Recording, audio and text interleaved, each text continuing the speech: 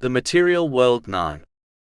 In a narration found in Jami' at-Tirmidhi, number 2346, the Holy Prophet Muhammad, peace and blessings be upon him, advised that whoever wakes up in the morning safe from danger, healthy and having food for the day, is as if the world was gathered for them.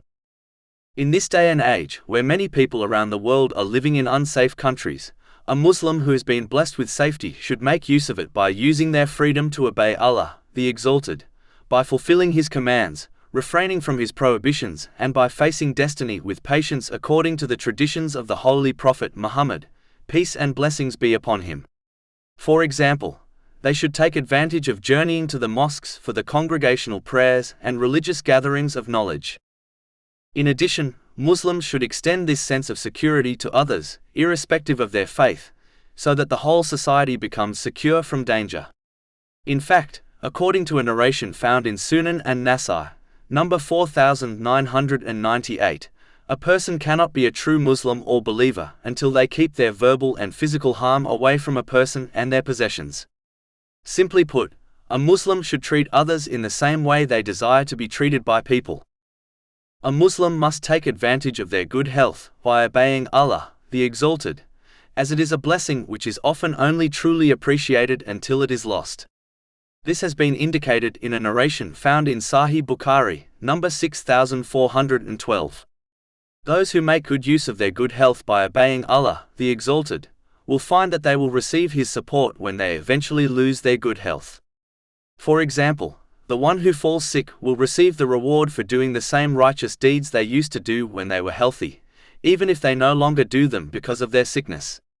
This has been advised in a narration found in Imam Bukhari's Adab al-Mufrad, number 500. But those who fail to make use of their good health are unlikely to receive this support. It is important to note, making use of one's health includes striving in this material world in order to fulfill one's needs and the needs of their dependents, while avoiding extravagance and waste.